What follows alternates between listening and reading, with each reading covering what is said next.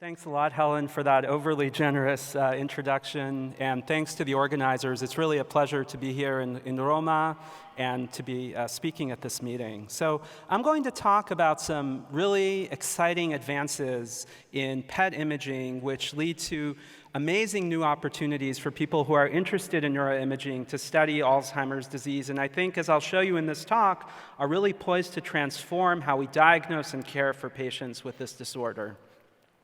Here are my disclosures. So the history of Alzheimer's disease, of course, dates back to this very famous case report by Alice Alzheimer, who described Augusta Dieter, a 51-year-old woman in Frankfurt who developed memory loss and a progressive dementia. And in his seminal case report, Alzheimer really defined the key neuropathologic features of the disease, which to this day define the neuropathologic diagnosis, namely extracellular miliary foci, which we now know as amyloid plaques, and actually shown here on the right are Alzheimer's own sketches of intraneuronal neurofibrillary tangles. Really, for most of the 20th century, our ability to study the disease was very much limited to the same tools that Alzheimer had, namely a careful characterization of the clinical syndrome, later compared to postmortem findings. And it really was advances in neuroimaging in the 70s and 80s that gave us the first window to see the structural and functional brain changes of the disease, thanks to MR and PET imaging. And so shown here are some of the original pictures of the fingerprint signatures of medial temporal atrophy on MRI and temporoparietal hypometabolism on FDG PET, hypoperfusion on SPECT. In today's talk, I'll focus on newer advances that allow us to image the molecular pathology of Alzheimer's.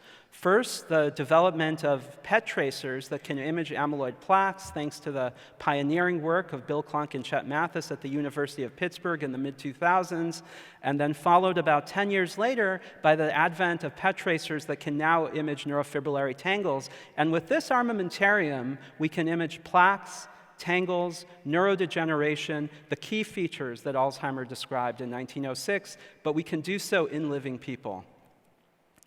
So I'm going to start with just a brief primer on Alzheimer's disease, talking about the epidemiology of the disorder, a little detour into molecular biology. I promise it will be short, showing what the origin of amyloid and tau is, and then really most of the talk will be demonstrations of how imaging amyloid and tau with PET can help us address key mechanistic questions in the disease. How are amyloid and tau related to each other? How do they relate to cognitive changes, to neurodegeneration, to disease progression?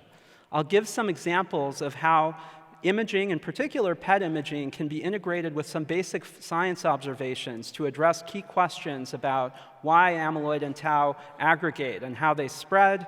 And I'll end just by giving you a little bit of a taste on the clinical impact of these new technologies and their potential role in drug development. And so it's kind of hard to imagine now, but for most of the 20th century, the disease that Alzheimer called a disease of forgetting was actually a forgotten disease. Alzheimer's disease was considered a rare cause of dementia in young people. And it really wasn't until the 1970s and early 80s that people observed that, in fact, the majority of people who developed dementia in late life had the same neuropathology, the plaques and tangles, that Alzheimer had originally described in a 51-year-old. Of course, now we know that Alzheimer's disease is incredibly common. It's the most common cause of dementia. It affects about 50 million people worldwide, and with an aging population, that number is expected to grow to 130 million by 2050. And this graph shows the projected increase in the prevalence of Alzheimer's disease in the United States between 2010 and 2050, stratified by age. And you can see that the major increase in the prevalence is really driven by the very old, by the individuals who are ages 85 and plus. So to put this in another perspective, the lifetime risk of someone who is currently 65 to develop Alzheimer's disease during their lifetime is about 1 in 5 in women, 1 in 9 in men. So this really rivals any of the most common age-related devastating diseases. And of course, this is associated with tremendous public health costs. So it's estimated that the cost of caring for patients with Alzheimer's disease is about $1 trillion, or greater than 1% of global GDP. So where do plaques and tangles come from? Amyloid that forms plaques is derived from cleavage of the amyloid precursor protein, or APP. APP is a transmembrane protein that's expressed in neurons. Its normal function in the brain is actually not known, but it is known that APP can undergo two different cleavage pathways. So you can get cleavage by beta secretase here in the extracellular domain, and a second cleavage by alpha secretase, and that leads to a protein fragment that the brain can actually clear very efficiently. However, if the first cleavage is by beta secretase, but the second cleavage is by gamma secretase here in the transmembrane domain, you then produce a 40 to 42 amino acid polypeptide. And if this A-beta polypeptide is overproduced, as is the case in genetic forms of Alzheimer's disease, or cleared too slowly, as is the case in sporadic disease, it begins to aggregate. Initially, it forms soluble aggregates called oligomers. These are probably the most neurotoxic form of A-beta. And then over time, it forms macrostructures, with A-beta 42 forming extracellular plaques, and A-beta 40 depositing in blood vessels, causing a condition called cerebral amyloid angiopathy. This makes the blood vessels prone to bleed, so you can develop cortical microbleeds or even large intracranial hemorrhages. Tangles are formed by aggregated forms of the tau protein, and tau is most famous for being a microtubule binding protein. It binds to microtubules and stabilizes them. It helps to promote normal axonal transport. But as is nicely reviewed in this paper, tau actually has many other normal functions. It interacts with other elements of the cytoskeleton. It's involved in membrane signaling pathways. It's involved in neurodevelopment, possibly even in adult neurogenesis.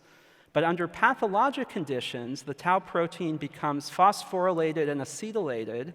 It disassembles from the microtubules and starts to aggregate. Initially, it forms oligomers like A-beta, and eventually it forms macrostructures like intraneuronal tangles showed here, and it also aggregates around dystrophic neurites in the plaques. So this is the molecular origin of plaques and tangles. And even though these processes are related biologically, the topography of these two pathologies is actually quite distinct. So what you see here are the tau phases of amyloid accumulation progressively in the brain, and from the very earliest stages, amyloid aggregates as a multifocal process, really affecting large areas of the cortex, and then sort of works its way into the brain, affecting limbic and paralimbic areas, diencephalon, brainstem, and eventually cerebellum. Shown here are the classic Brock stages of neurofibrillary tangles, and in contrast to amyloid, which seems to be a multifocal process, the aggregates begin in very distinct brain regions, actually in brainstem nuclei, like the locus coeruleus and the dorsal raphe, and then work their way up into transentorhinal cortex, limbic systems, and only in the later stages into association neocortex, and eventually into unimodal cortices. So amyloid and tau really have very different topographies, and keep these topographies in mind as I start to show you some images from living patients. So the first successful attempts to image amyloid in living people were performed by Bill Klunk and Chet Mathis at the University of Pittsburgh, and I think this is really a beautiful story of translational neuroscience. So Klunk and Mathis began with a moiety that is based on thioflavin T, which is actually a dye that pathologists have been using to stain amyloid for over 100 years. And by making some modifications to this molecule, they were able to develop a small molecule, radiolabel it with carbon-11, and when it's injected intravenously, it penetrates the blood-brain barrier, it binds with high specificity to amyloid plaques, and now what you see here in this red and yellow signal are amyloid plaques in a living patient with Alzheimer's disease, and really no cortical binding in a normal control. And so this was a breakthrough in imaging in Alzheimer's disease because for the first time, it allowed us to image pathology in living people. It was really transformative.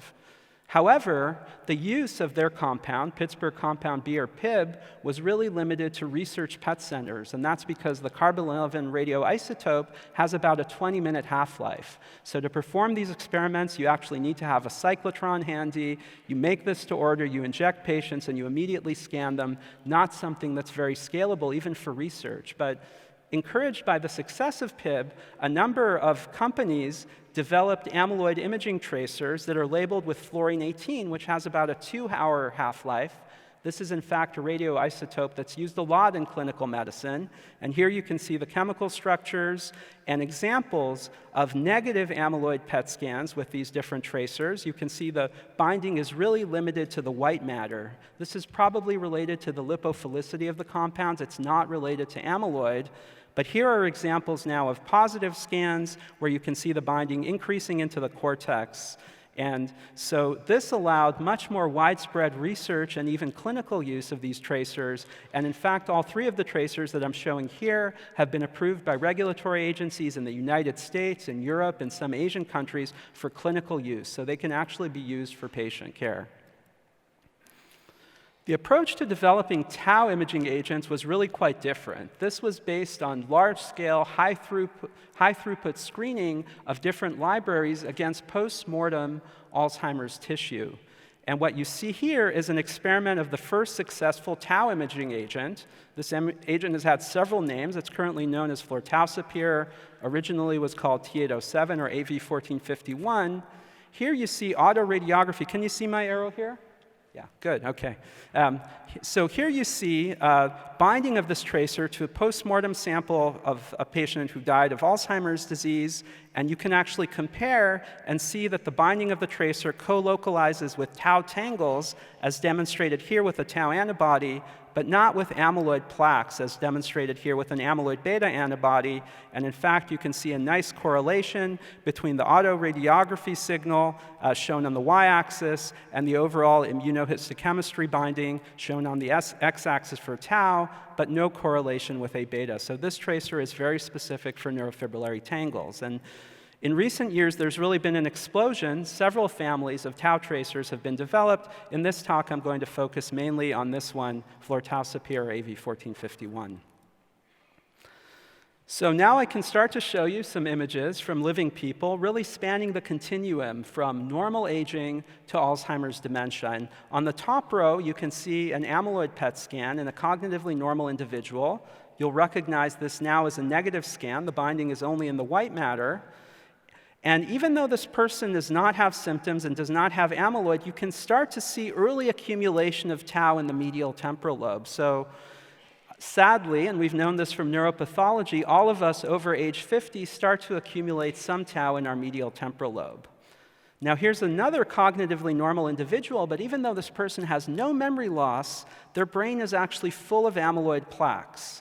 And it's really in the presence of the plaques that tau starts to escape from the medial temporal lobe into the neocortex. So this is an incredibly important concept, first proposed by neuropathology and now confirmed by PET, which is that Alzheimer's disease has a long preclinical state, that there are probably 10 to 15 years where plaques and tangles start to accumulate and spread in the brain before people have even the earliest symptoms. Here's an individual with mild cognitive impairment, and you can see really, if anything, a lower burden of amyloid, but you can see that the tangles are now spreading more into the temporal lobe, parietal cortex, posterior cingulate, and compare this to a patient with full-blown Alzheimer's dementia, you can see more spread of tangles now also into frontal cortex. And so you start to get the sense that amyloid is reaching a relative plateau early, even in the preclinical stage of the disease, and it's really the spread of tangles that is associated with worsening cognitive impairment, and this will be a theme throughout the talk. So here's another way of visualizing the data. These are cross-sectional data modeled to show the topography of these different biomarker changes in over 100 individuals across the continuum from normal aging to Alzheimer's disease. And as you would expect from pathology, amyloid shows up relatively early throughout large areas of the association neocortex as a multifocal process, exactly as the pathology would have predicted. Again, as pathology would predict, you start to see tangles accumulating in the presence of amyloid in the temporal and parietal lobes, eventually into the frontal lobes.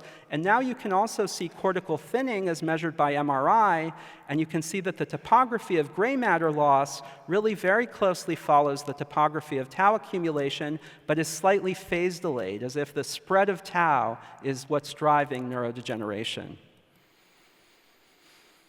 So as the brain ages, the accumulation of tau is really driven by two processes, aging and amyloid. What you see here is a voxel-wise correlation between age and tau PET uptake in a group of cognitively normal older adults controlling for amyloid. So as I told you earlier, regardless of the presence of amyloid, tau starts to accumulate with increasing age in the medial temporal lobe. Here is a voxel-wise association, but now looking at the correlation between tau PET and amyloid controlling for age. And again, you can see that it's in the presence of amyloid that tau escapes from the medial temporal lobe into the lateral temporal cortex and eventually into cortical areas. And as we'll see, it's really the spread of tau that is associated with cognitive decline. Now, tau as we age is not benign. This is really nice work from Anna Moss, looking at a group of about 80 cognitively normal adults and looking for correlations between tau PET uptake and episodic memory performance. And you can see that there's a remarkable anatomic specificity to this correlation, really very much in medial temporal areas, entorhinal cortex, parahippocampal gyrus. And here's the quantification of this correlation, looking at episodic memory on the y-axis and Brock region of interest tau uptake on the x-axis. And you can see that this negative correlation is true both in amyloid-negative individuals, shown as blue circles, and as amyloid-positive individuals, shown as red circles. So regardless or not of whether amyloid is present, increasing levels of tau in the medial temporal lobe is associated with worse episodic memory. This graph just shows that there's no correlation between episodic memory and amyloid. So the correlation is very specific to tau. Now, even if tau correlates cross-sectionally with performance with aging, it's really the interaction of tau and amyloid beta that predicts cognitive decline. This is work from Risa Sperling in the Harvard Aging Brain Study, looking at about 140 cognitively normal adults who had amyloid and tau PET scans and memory tests at baseline, and then were followed for about 2 years. And what Risa found was a significant tau by amyloid interaction, whereas tau PET uptake in these brain areas was associated with increasing decline in episodic memory over time, but only in amyloid-positive individuals. Actually, there was no correlation between tau and prospective decline in amyloid-negative individuals. And so again, the story, early accumulation of amyloid releases tau from the medial temporal lobe, the spread of tau into the cortex, driving cognitive decline. Of course, once we're at the dementia stage, we're dealing with a multi-domain cognitive impairment. And again, the correlations between tau PET and specific cognitive domains is incredibly regionally specific. So this is work from Alex Bejanin, looking at voxel-wise correlations between episodic memory performance and tau PET in Alzheimer's patients. And you can see the uptake is in the medial temporal lobes, parietal cortex. In fact, verbal memory correlated with left medial temporal tau, visual memory correlated with right medial temporal tau. Associations with semantic memory in the anterior temporal lobe, with language performance in the left hemisphere and language areas, executive performance in frontoparietal areas, and visuospatial performance in occipital areas. So really remarkable anatomic specificity as predicted by brain behavior relationships. In fact, the correlations with amyloid were absent to weak, were not regionally specific. And you're maybe wondering if tau is really driving cognitive decline through neurodegeneration. In fact, there was partial mediation of the correlation by neurodegeneration, but tau also had direct effects on cognitive performance in this study. So far we've been talking about Alzheimer's disease as a uniform entity, but actually patients can present with different cognitive problems. And this is the breakdown of patients that we see at UCSF based on their worst or presenting cognitive complaints. This is not representative. These are patients who come to a memory clinic, but you can see that while about 2/3 of patients present with memory decline, a significant number of patients present with primary language problems. This is called the logopenic variant of primary progressive aphasia. Primary visual problems, this is called posterior cortical atrophy, or even primary problems with behavior and executive function. And so I know this is largely a non-clinical audience. I thought it might be fun to show some patient videos to give you a taste of the cognitive deficits in these different phenotypes of Alzheimer's disease. And this first video is from a patient with the logopenic variant of primary progressive aphasia. This is characterized by problems with word retrieval, trouble with repetition. And in this video, he's describing this sort of idyllic picnic scene. And I want you to listen carefully because this is a little bit subtle, but I want you to notice how he's struggling to find words, how he's making paraphasic errors, so using wrong words, and how he's making some phonologic errors, so some sound errors in spontaneous speech. So let's see how this video works. Here we go. Tell me all about what you see in the picture and try to talk in sentences rather than just giving me a list. Okay, it looks like a family having a picnic. Dad is reading a book. He took his shoes off, and the food is in that basket. His wife is pouring a drink for the picnic, and the radio is on. There's a truck over here behind this tree. There's a boy with a kite across the water. There's a dog, just one dog. There's a man off of the dock fishing.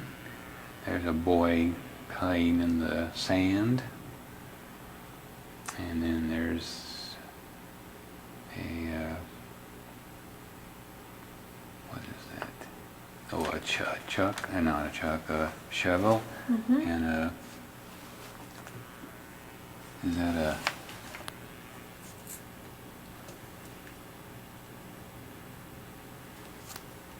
pail. There's a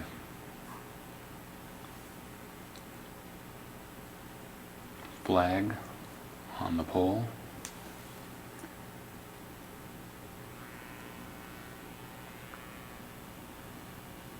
That's what I see. Mm-hmm. Did you talk about this? The sail bay? Sail bay. Bale. No.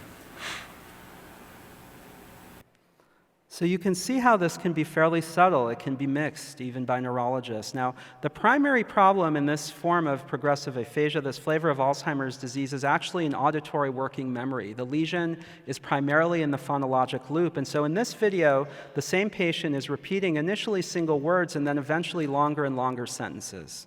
Bed. Bed. Nose. Nose. Pipe. Pipe. Window. Window. Banana. Banana. Snowball. Snowball. The telephone is ringing. The telephone is ringing. He is not coming back. He is not coming back. The pastry cook was elated. The pastry cook was elated. Okay, good. First British Field Artillery. Again? Mm-hmm, please. First British Field Artillery. First field. So you can see that he really loses it in the longer sentences. Here's his MRI scan, an FDG PET scan, and I think more obvious maybe on FDG, there's decreased metabolism in left temporoparietal areas. You can see really correlating with the symptoms. Here's the amyloid PET scan. It's positive, so this confirms the presence of plaques, supports the diagnosis of underlying Alzheimer's, but you'll notice that the plaques are really not related to the symptoms. They're equally present in left and right hemispheres. They seem to be fairly symmetric. So there's a dissociation here between the neurodegenerative pattern and the pattern of amyloid PET. This video illustrates a different phenotype of Alzheimer's called posterior cortical atrophy, and this is related to neurodegeneration in visual association areas, dorsal and ventral visual stream, and so patients typically present actually to the eye doctor with trouble with their vision. They can have trouble locating items in space, trouble reading. They can have some primary visuoperceptive problems in color or motion detection or shape detection. And what's shown in this video is something called simultanagnosia, which is that they can hone in on individual parts of the visual scene, but they can't integrate it into a whole gestalt. And so in this video, the patient is asked to copy a complex design. Let's start by looking at this figure. I'd like you to copy this figure as best you can. Okay. Now, the normal strategy is to first show the big elements, copy the rectangle, the X, and then fill in the individual elements. But notice how she approaches the problem. She's really just seeing individual elements of the design, not seeing the big picture, not appreciating the spatial relationships. You go like this.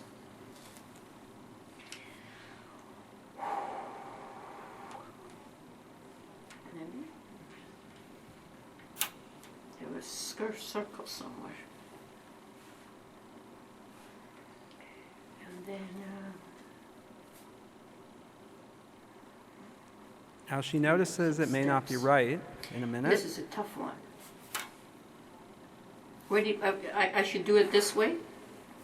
I'm sorry, I messed up. You're doing. So I think you get the idea. Here's her MRI and FDG PET. So you can see the neurodegeneration is much more in occipitoparietal, occipitotemporal areas. Again, the amyloid PET is positive, but it's equally positive, perhaps more strongly positive in frontal areas as compared to the posterior areas that are showing neurodegeneration. And so this is work from Renaud-Lajoie. What you see here are average amyloid PET scans, and now groups of patients with typical amnestic Alzheimer's, or the language phenotype, or the visual phenotype. And if these patterns look very similar to you, it's because they are similar. In fact, when you directly contrast them, there are very small differences between the variants that don't survive family-wise error correction. Here are the tau PET patterns, and I think here there are differences that are best appreciated in the direct contrasts. So you can see more tau PET uptake in medial temporal areas in the memory patients, more parasylvian uptake in the language patients, more occipital uptake in the visual patients. And so again, it's the pattern of tau that is closely associated with the clinical phenotype.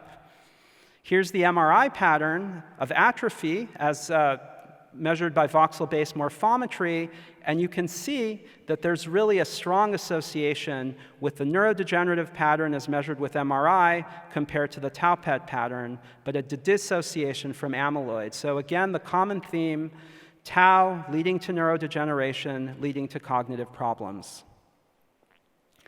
So I'm going to shift tracks a little bit and talk about a couple of studies that I think really nicely show how we as imagers can complement basic research that's being done in molecular labs and animal models to try to understand basic disease mechanisms. And the first question is, why does amyloid aggregate where it does?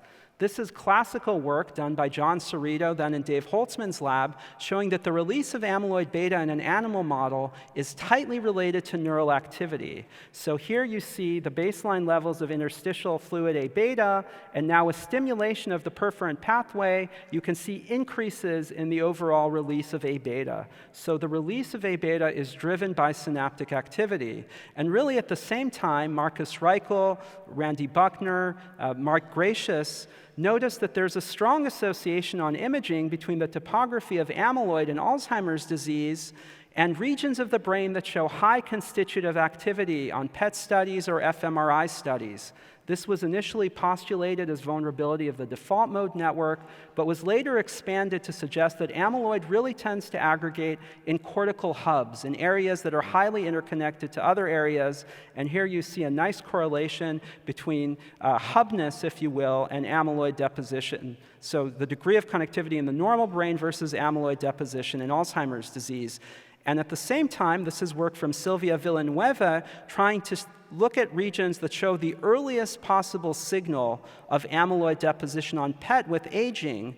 And you can see that the early signs of amyloid are really in these prefrontal and posterior medial cortical hubs. So all of this contributing to the story that areas of the brain that show high constitutive neural activity are the areas that are most prone to early amyloid accumulation. Now, the story with tau is very different. There are more and more data to suggest that tau begins in specific epicenters in the brain and then spreads through neural networks, possibly through transsynaptic spread from one neuron to another. And this cartoon just shows several mechanisms by which this may occur. There are different lines of evidence that support this, from the stereotypical progression of Brock stages to animal studies that show that if you inject tau in one brain area and follow the animal over time, you can see spread of this pathologic tau into connected brain areas. And so this question is really a classical question for neuroimaging. And so this study is work by Rick Osenkopel at the time a postdoc in the lab. And what Rick did is use seed-based connectivity to look at the relationship between tau patterns in Alzheimer's patients and normal brain connectivity. And he used seeds that you will recognize as important for networks that are involved in Alzheimer's disease, so the posterior cingulate for the default mode network, but other seeds to extract cognitive networks as well as the sensory motor network. And then Rick extracted tau PET signal in these seed regions and looked for covariance across AD patients for other voxels in the brain that showed similar patterns across patients. So if in the seed region uptake was low in patient 1, high in patient 2, low in patient 3, and so forth, which other voxels in the brain showed a similar covariance pattern? And then he compared these tau connectivity patterns to functional connectivity extracted with fMRI from the healthy brain. And really, the hypothesis is that if tau is spreading from epicenters through neural networks, then the connectivity patterns of tau that we see in Alzheimer's disease should really mirror the functional connectivity architecture of the healthy brain. And in fact, that's exactly what Rick found. So here you can see one example from the right middle frontal gyrus seed. Here's the tau covariance pattern on the top, and the connectivity pattern amazingly similar to each other. And in fact, when we compared the covariance pattern to template networks published by Mike Gracious, we found that the tau covariance map best matched the right executive control network, and this was a very specific match. And here you see the results with all the other seeds. I won't go into these in detail, but I think you can appreciate that the tau PET covariance maps shown in the top rows show a striking resemblance with the functional connectivity maps on the bottom rows, and in fact, resemble networks that I think many people in this audience will recognize. And so we saw very similar data today from a group in Germany, encouraging and I think supporting the idea that tau is spreading transneuronally through neural networks. And of course, this has important implications for therapy. If we can stop that transneuronal spread, we may be able to halt the progression of the disease. So in the last few minutes, I just wanted to give you a little bit of a taste of the clinical impact of these scans. I think you could appreciate in some of the single cases that I showed you how, as a clinician, having evidence of amyloid deposition, especially in a patient with atypical symptoms, might be very helpful. As I mentioned earlier, these scans are in fact available for clinical use, but the problem is that they're not reimbursed by insurance. In the US, in fact, they cost several $1,000s, not something that most patients and families can afford. But in 2016, in the US, Medicare, which is the closest thing that we have to a single payer in the US, launched a large national study to assess the clinical utility of amyloid PET in about 18,000 people who had mild cognitive impairment or dementia of uncertain cause. The patients had PET scans locally, Medicare paid for the scans, and the study had two aims. The first was to see how the scans were impacting patient management at 3 months, and the second is to see if the scans could improve medical outcomes at 12 months. And really the underlying hypothesis is that in these diagnostically uncertain cases, having amyloid PET in addition to the clinical assessment will significantly change management, and this will translate into better outcomes. So this is a quintessential American study. It's very large. You can see we had almost 600 sites. Most of them private practices, not sites that are typically engaged in research, almost 1,000 dementia specialists, 340 PET facilities. We completed 18,300 scans in under 2 years. Here you can see the demographics, so median age of 75. Someone did actually refer a 105-year-old patient into the study. 60% had mild cognitive impairment, 40% had dementia. Here you can see the rates of PET positivity. And so we completed the first phase of the study, which was to look at changes in management. Specifically, how often did the scan change the drugs that doctors prescribed? Drugs specifically used to treat Alzheimer's or related conditions? Did it change how doctors counseled patients about safety and future planning? Things like the safety of independent living, driving, completing advanced healthcare directives. And when we planned the study, we thought the scans would change management in about 30% of patients. What we found was more than double that. The management plan changed in over 60%. And the reason is that the clinical assessment in and of itself really was not very strongly correlated with the PET results. So the scan was positive in about 64% of patients in whom the doctor suspected Alzheimer's, but also in 52% of people who were suspected of having a non-Alzheimer's condition. So there were a lot of surprises for the clinicians in this study, and as a result, a lot of changes in diagnosis. And so in patients who ended up having a positive scan, the rate of diagnosis of Alzheimer's increased from 80% to over 95%. But I think even more importantly, people with a negative scan, the rate of Alzheimer's diagnosis decreased from 71% to 10%.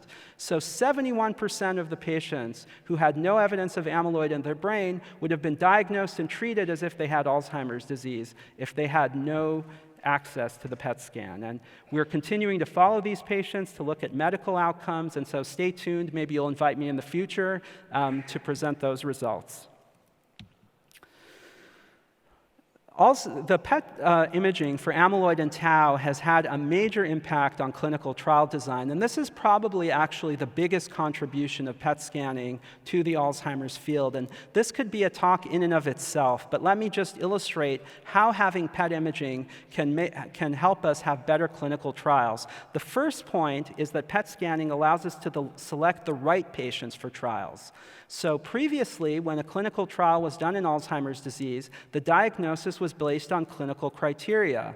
And it should no longer surprise you, based on the results that I showed you earlier, that when we started to incorporate PET scans into the trials, it turned out that 20 to 30% of the people that were referred to the clinical trial as having Alzheimer's disease actually had no evidence of amyloid on the PET scan. And so now positive PET imaging is required for most clinical trials.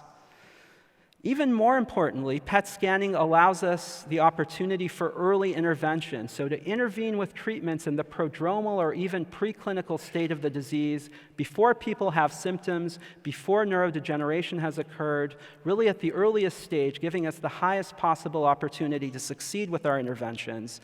And then finally, PET scanning can allow us to determine if the drugs that we're using actually are having a biological effect. If you're trying to lower amyloid in the brain, is the drug actually doing that? Is the drug preventing the spread of tau?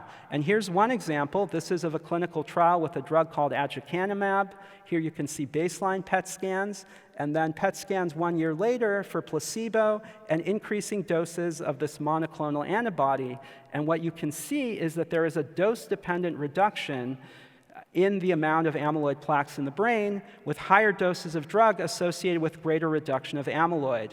Now, this trial was negative in the sense that the drug did not have an effect on clinical outcomes. But PET was really important here in showing that the drug was hitting the target, it was reducing amyloid burden, and I think the fact that significantly reducing amyloid burden had no impact on cognitive outcomes. This trial was actually stopped because of futility, was very eye-opening to people in the field, and is challenging, I think, the dogma of how we're treating Alzheimer's disease. And so, to illustrate, finally, the impact of these scans on our core definitions of disease, I wanted to travel back in time again to 1984, where the first clinical criteria for Alzheimer's disease were written in the modern era. And specifically, the criteria mention that the diagnosis of Alzheimer's disease is based on clinical grounds: insidious onset and progressive impairment in memory and other cognitive functions. The diagnosis cannot be determined by laboratory tests. These tests are important primarily in identifying other causes of dementia. Though in the paper there is mention of these promising new imaging technologies like CT scans, or actually it's called NMR in the paper. Now fast forward to 2018, and there's a new research framework that's been proposed by the National Institute on Aging and the Alzheimer's Association, which turns this concept completely on its head. So in these new criteria, AD is defined by its underlying pathological processes, namely amyloid, tau, and neurodegeneration, documented by postmortem examination or in vivo by biomarkers. The diagnosis is not based on the clinical consequences of the disease in this research framework, which shifts the definition of AD in living people from a syndromal to a biological construct. So this idea of defining Alzheimer's purely on biological grounds is controversial in our field, but I think it is absolutely necessary if we're to make progress in treatment of this devastating disease. And so just some take-home points. PET, in conjunction with other neuroimaging modalities, really provides a window into the evolution of Alzheimer's disease. It's a complement to basic research, to neuropathology and epidemiology. Our armamentarium is impressive, but there's still a lot of other things in the aging brain that we want to be able to image. Synaptic density, neuroinflammation, other protein aggregates that are incredibly important for late-life dementia, like TDP43 or alpha-synuclein. PET studies support the idea that Alzheimer's disease is an amyloid beta-facilitated tauopathy. Though amyloid beta and tau are synergistic and related, they're separated in space and time, but it's really the spread of tau that drives neurodegeneration, network failure, and cognitive decline. And finally, neuroimaging is transforming AD research and care. It can help guide the clinical care of select patients, but more importantly, it's having a major impact on clinical trial design, and I'm very hopeful that these advances in diagnostics will translate into major, major advances in therapy. And so I will end there. I tried to credit the people who did the actual work on the slides, but here are the many very talented people that I have the privilege of working with, laboratory alumni whose work I presented today. And I think for the young people in the audience who are interested in a career in neuroimaging, this is a spectacular opportunity. As imagers, we can really make an impact on ultimately the treatment of this disease. So thank you very much.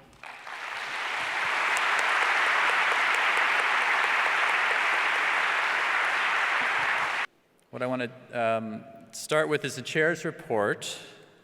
So what we're going to do is just go through the chair's report, and then we'll have the treasurer, secretary, and program chair, education chair report, and then at the end, as you all know, we'll have a little bit of discussion. And so we're going to try to go efficiently so we leave room at the end for you to ask any questions that you have.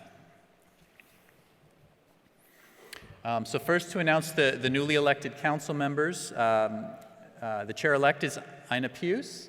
Secretary-elect is Svenja Kaspers, Treasurer-elect Anshi Chi, Program Chair-elect Dan Margulies, and Education Chair-elect Pierre Bellac. So let's thank them for serving and welcome aboard. They don't know what they're getting into, or maybe they do, but next, so this is the full council for next year. So just to go over the active chair is Jaihong Gao. Liliane Majika-Parodi will be the treasurer. Helen Zhou will be the secretary. Zinian Zhuo will be the program chair, and Tom Nichols will be the education chair. And so we'll thank all of them as well. So.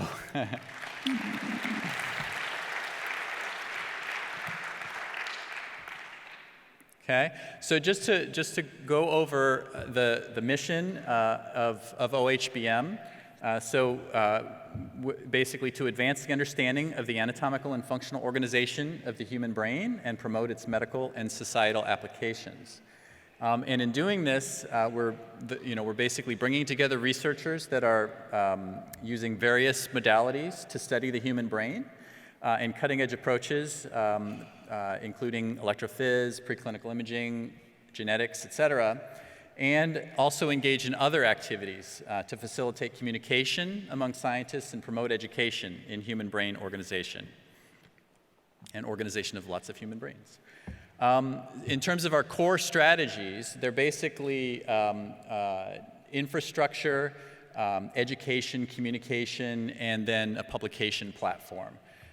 So just to go through them in a little more detail, for infrastructure, we're trying to support the changing landscape for those who use neuroimaging. This includes expanding engagement with other communities and organizations, and you'll see we've done quite a lot of that this year. Secondly, in terms of acceleration and development and adoption of new education processes and strategies. Thirdly, to expand OHBM's relationship with its membership. And we have a lot of activities that you know about or you will hear about tonight. And finally, you'll hear also about the creation of an affordable, high-quality publication platform. And JB Pauline will be talking about that in a little bit. So our priorities for 2019 were infrastructure development, building collaborations, the publishing initiative, which is called Aperture, the diversity and gender work that we've been doing, and finally the white paper development. In terms of infrastructure development, we made a change where we have council members appointed as liaisons to committees to improve the communication with the special interest groups. Leaders Roundtable meeting this year happened, which I thought was quite good in terms of just, again, facilitating communication throughout the organization. New committees to implement strategic initiatives, which I'll share in a second. And finally, we've created, given the growth and interest of the brain art activities, a brain art special interest group. So in terms of the committees, we've created a number of new committees this year. There's a standards task force, special interest group task force, and then fundraising and awards committees, all of which were created this year in order to facilitate communication and special focus, again, on recognizing activities that should merit awards, as well as coordinating fundraising of the various groups, special interest groups in particular, throughout the organization.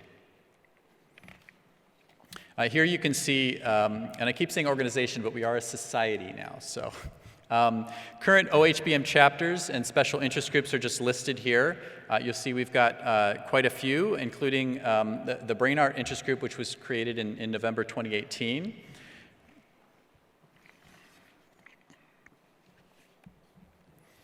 In terms of collaborations, we've forged quite a few new collaborations this year. Relationships with different organizations, including the European Society of Neuroradiology, Society of Biological Psychiatry. There's a Global Brain Consortium, World Health Organization, et cetera. There's a lot of activity here that is ongoing. And so with that, I will introduce Jean-Baptiste Pauline, who will be talking about the publishing initiative, which I mentioned is called Aperture, the JB.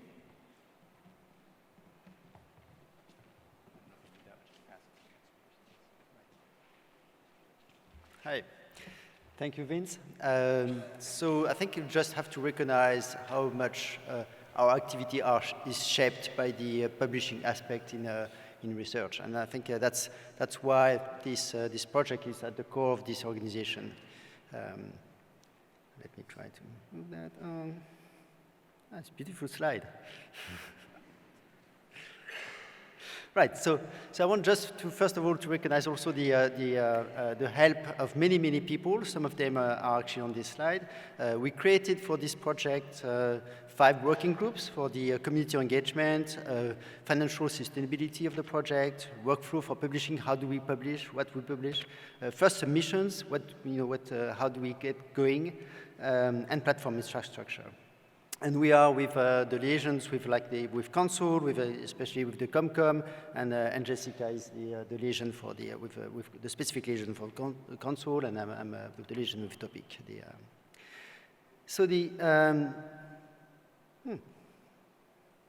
That's interesting. Let me see. Yeah, there we go. So why this publishing platform? I think that's the key thing. I think I remember, Jessica, when I was talking to you about the first time, you said, "Oh no, please, not yet another journal." And I think that was the reaction, and it's a fair reaction. I think that's a reaction that we almost all have a little bit. But I think there is a gap, and we did a gap analysis of what we can publish and how. And there's clearly a need for publishing more than the PDF.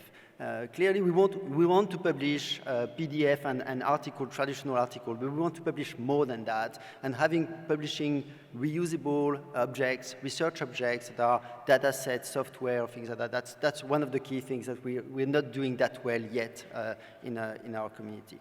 Secondly, we want to have a very high quality. There's many open journals, but there are not that many that are of very high quality.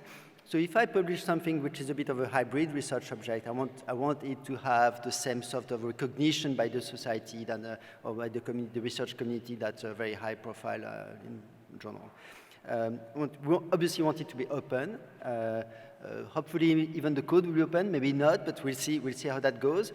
But open and transparency aspect are really at the core of this initiative. And the governance aspect, let it be run by the society, let it be run by, and to some extent, by you're electing the council, so that should be also a reflection. What we publish and how should also be taken into account when taking into account the fact who we want to be leading the society and having like the impact on the running of this initiative. And we also want something that is obviously not cost-free, that can't happen, but as cheap as possible, not making money machine. That's clearly not what we want. And if you take all those things together, there's not that many things around that can do this. And that's the core aspect is let's get all those things together and then create a platform. I still have some trouble. Okay, so one thing we did was a survey, and we'd like to thank Elizabeth, who analyzed the survey, and the Comcom and Nicolas, who ran that. And the survey gave us like answers from about 200 OHBM members, which is not a huge sample, but it's like a reasonable sample. And 43% of those were from the early career and students and postdocs, which is a good reflection, which is absolutely almost exactly the same percentage as the attendance of the meeting. So it really was a representative survey in the extent. And of that survey, we found out that almost 90% think that OHBM should actually have an official publishing platform. So that's, I think, there's an overwhelming sort of enthusiasm for that initiative. A couple of other numbers. 86% of the response thought that the reputational aspect was critical, like having a high quality, high valued platform was absolutely critical.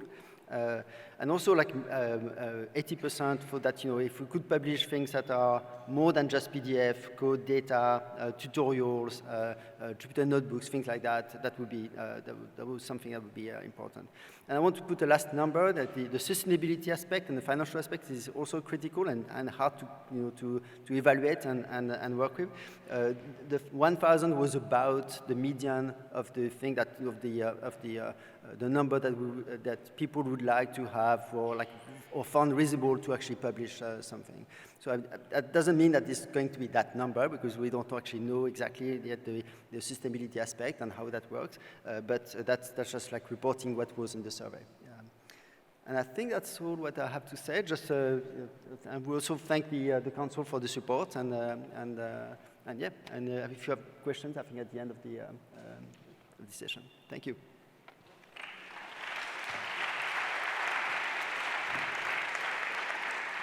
And I would like to introduce Ismail, who is the chair of the Diversity Committee. Thank you. Thank you. Thanks. This sometimes works. Yeah. Good afternoon, everyone. Yeah. I feel that I need a coffee and a beer at the same time. I think all of you also maybe feel that way. But I'll go through this very quickly and make this torturous, I guess, little last session of the day and easier. But I wanted to report on the diversity and the gender committee that was started a couple of years ago. And last year was a very busy year for us. So for those of you who maybe haven't seen this, but we published the code of conduct for the organization, which was enthusiastically adopted by everyone in the organization and also the chapters and different committees and that are affiliated with the organization. And if you guys have been walking around, you've probably seen a lot of little mines, and this little human, Tyler, is one of them. He was actually, I think when I took this picture with permission from his mom, coloring some brains. But this is one of the things that we want to like make this organization be about community, be about like family, be about inclusivity. So, and we are very happy that this is one of the things that we accomplished this year, and hopefully we will want to increase it and enlarge it in the coming years. And we solicit all of your recommendation for how to make this program a better program. We had the first inaugural symposium that dealt with something close to diversity, and it was a science symposium that was dealing with bias in science and gender. So we're very happy that that was greatly attended by a lot of people, but there was also some feedback that we got that many of the men over here didn't attend that. So hopefully next year, many of you will be able to come to the next symposium that we plan.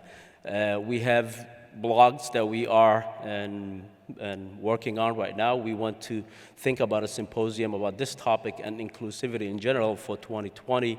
And like I said, we think that the family program is a great initiative, but we want to like make it better so we could include more family members and parents in our meeting. And we also want to like highlight, and we always like point fingers at people who are not doing a good job at diversity, which is a tough nut to crack. But we want to highlight people who are doing great things, and we want to like replicate those in the organization. And we want your feedback. I think this issue is not a committee issue. I think this is a society issue. So we hope and we want all of you to like give us your feedback as to how we could make our organization a better organization. I think last, I just wanted to thank the people who worked on this. It wasn't just me, but there was like a lot of people who tirelessly worked on this the last year, and hopefully will be working with your help the next year. So thank you very much, and I hope that you guys give us your feedback, give us the ideas that you think would make us a more inclusive society moving forward. Thank you. And Cecile will now present after me. There you go.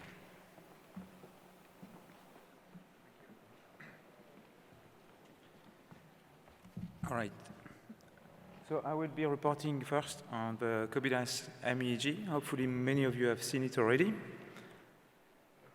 Just to start, I would like to thank Enya, who co-chaired the committee with me and invited me to be on the committee, and also very much to say that this is a group and a team effort. So here are all the members of the team.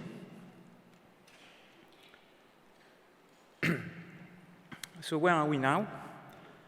We are to version 2. So last year, Enya reported on the first version of the paper. And now you can find the preprint on the OSF. And the website is very much still alive. So you see, if you haven't visited, the best thing to do is just to go on the website to leave comments. And I'll show you why it's important to leave comments. This is all we could see from the website, from the blog, in which you have all the details. So pretty much, good coverage of how many people and where they're coming from commented on this document. Overall, we have more than 2,500 views, a couple of downloads of the preprints. We have more than 100 people commented on the documents beyond the committee, so that's why we reach out through blogs. So everybody can comment, and we incorporated all these comments. In total, for version 2, so version 1 we had already comments, but now version 2 we have another 300 comments which have been incorporated in the document. And so now basically we think the document is pretty much ready, although this is still alive and everybody is welcome to add to it. And we're going to simply look for a journal to promote the initiative the same way as happened with COBIDAS MRI. And finally, I wanted to mention as well that during that period of work for COBIDAS MEG, this was very much a joint initiative with IFCN. International Federation for Clinical Neurophysiology and the International League Against Epilepsy, so that we are trying to coordinate how we report things in terms of MEG in research, but also how we can coordinate with clinical people. And I think that's me. Thank you.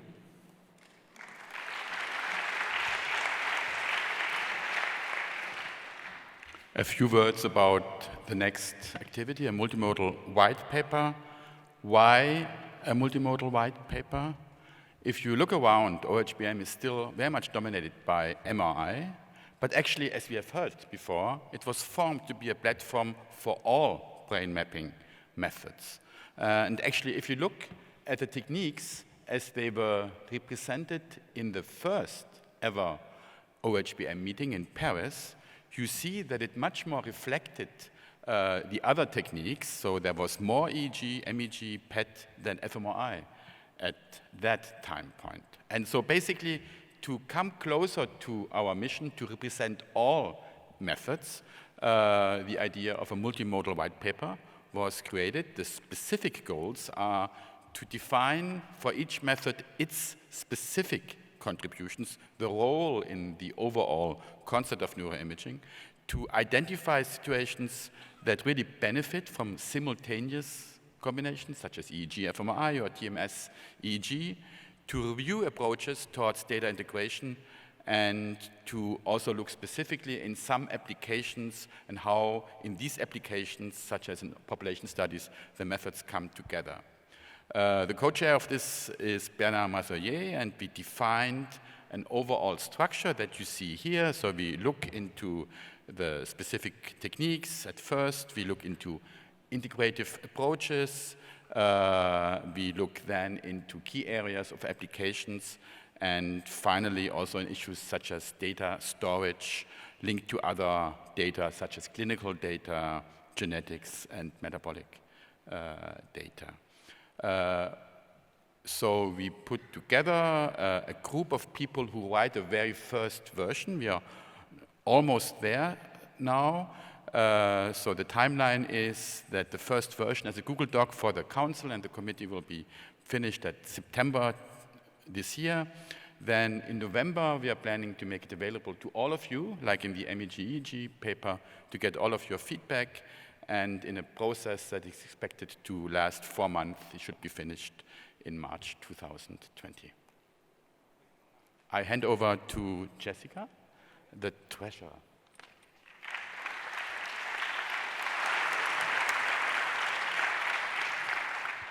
Okay, so let's talk about money. What we've got here is the usual graph of our assets as a society for the last roughly 10 years. And you'll notice, those of you who've been around for a while will remember there was a peak in 2015 when we had almost $2 million in assets, and everybody said, why are we hoarding this? And decided to expand into many of the activities and the results of which you're hearing about today. But as a result, we've been spending more than we take in for the last couple of years, and that's why you see that downward trend over the last couple of years. We did, as a result of that, develop a financial reserve policy that we will maintain reserves of no less than 50% of the annual budgeted expenses, averaged over 3 years, and that policy has been implemented. The previous treasurer, Michael Breakspear, did a great deal of work looking at what to do with the reserves and where to invest them. We landed on Merrill Lynch, and together among the treasurers worked up the investment policy, how we were going to actually invest it, to make sure we're doing this as ethically and as responsibly as we can. I believe that statement of investment policy is available if you ask for it and want to see what we're doing. We're about a year and some into that, so I'm not going to tell you that we've made like a 20% return on investment, because I don't think we have. But we'll be keeping an eye on it as we move forward. The nub of the matter from last year, we've got revenues and expenses. I think a key point to note is there are 2 entries in revenues, and that's it. Membership dues and income from the annual meeting. right? What we get for registration at the annual meeting. On the expense, we have quite a bit more layout of expenditures, and the annual meeting last year ended up costing more than we actually took in, which is why the expenditures are continuing to go down. So as a result of that, and many of these new financial demands as a society, we are, of course, doing all these activities you've heard about in terms of member recognition, inclusiveness initiatives. We did a lot of the child care grants this year.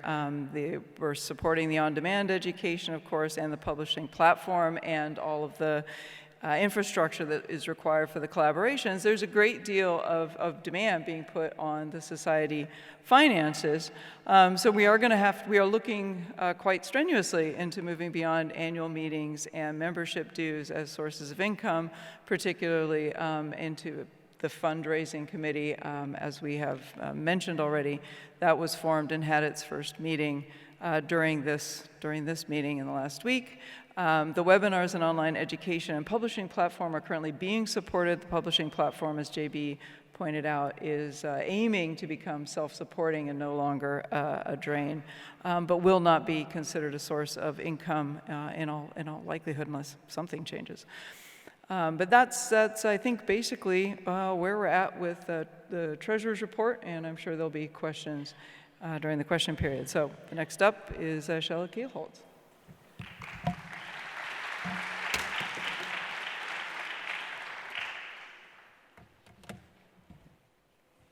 All right, well, this should be quick and easy. So first of all, looking at our membership numbers over the last 10 years or so, you can see that we've gone from a plateau at around 2,000 members to edging up to closer to 3,000. So it looks like we're growing and like that growth might be sustained, which is always a good thing to see for a society.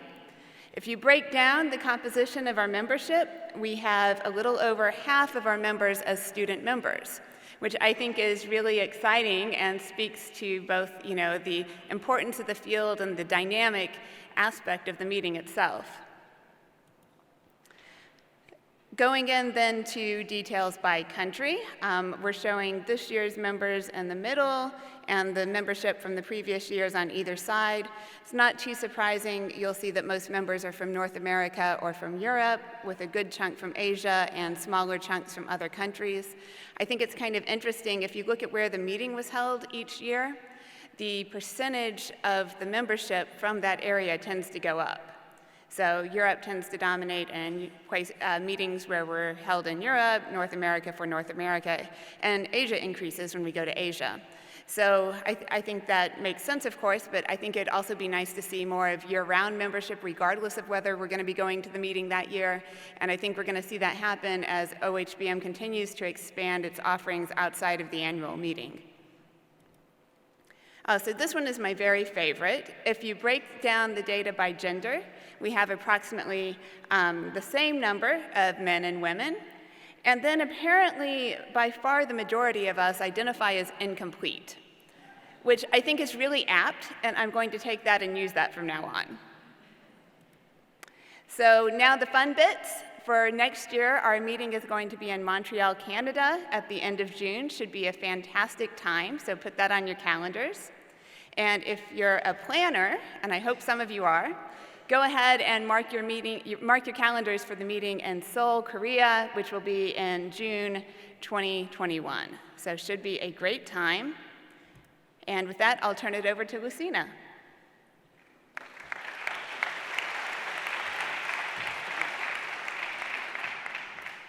Okay, so I'll go ahead and keep my summary brief as well, so we'll have plenty of time for the feedback part of this session. So as you can see, we had a record turnout for this conference in Rome. The number is actually closer to 4,100, so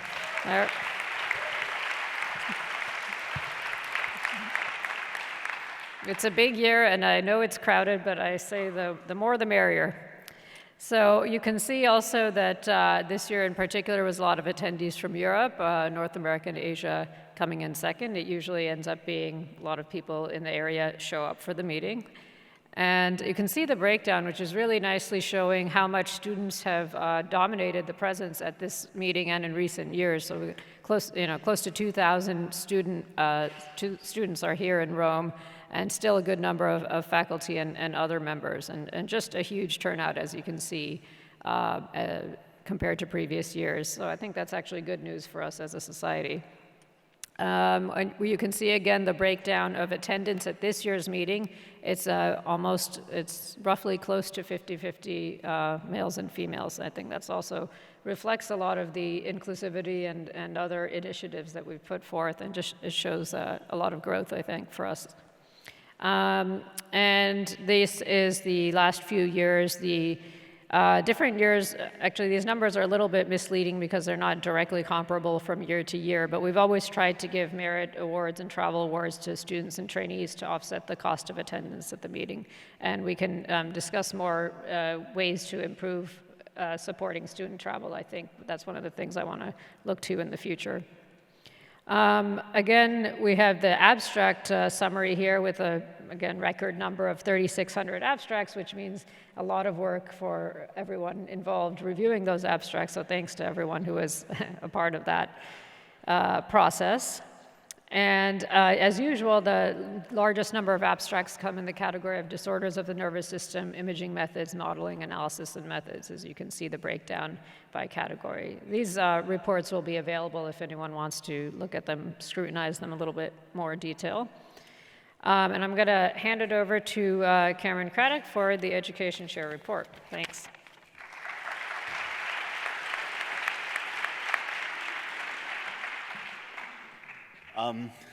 So I'd like to begin by explaining the picture a little bit. This is from a good friend of mine, Carlton Chu, who used to be a member of our committee.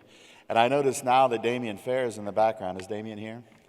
So I just wanted to say that he does not endorse me or this him being in the picture. But so this year I think we had a fantastic educational offering. We had over 1,000 students attending the educational courses. We had some outstanding new courses in very new MRI methods, high field and very high resolution methods. And we had a very popular newer educational session in time varying connectivity. If any of you were unable to attend, we apologize for underestimating how excited you would be about that and not given the right room. But we also have made strides towards incorporating more active educational elements in our educational courses. So the audience response system was expanded quite a bit this year compared to previous years. Some to good effect, some maybe not that great effect. But we're going to continue to try to improve the quality of those things. So we have several strategic initiatives that are geared towards providing year-round education. And again, this is part of OHBM being a society now and trying to provide resources to the community beyond just this event. And our core strategy is to accelerate the development and adoption of new and effective education processes and strategies to engage and educate members on new approach. Wow, it's kind of long. On new approaches relevant to human brain organization. And some of the outcomes that we have is creating a new educational committee who will help to specifically address issues in education to expand what we offer to the year-round. Specifically, we're looking at the on-demand system, trying to come up with ways to better organize that data and those videos so that people can more readily access the things that they're interested in to find those things. And we're also looking at ways to expand some of our educational offerings. And one of the things that we haven't really codified well here is our hackathon, which has been expanding increasingly. And a lot of this is due to the outstanding efforts of the OpenSig. But this year we've over doubled our admittance to that, the attendance of that, to 200 200 participants. They were more than just students. And that was, I believe, a very successful event this year, and it's continuing to growing. Also, the OpenSig gave an outstanding symposium this year that provided a lot of insights into how to use open science more readily to advance your career, but also to advance the quality of your science. So I'd like to congratulate the OpenSig for the things that they've accomplished this year. So back to Vince for... Oh, sorry, thank you.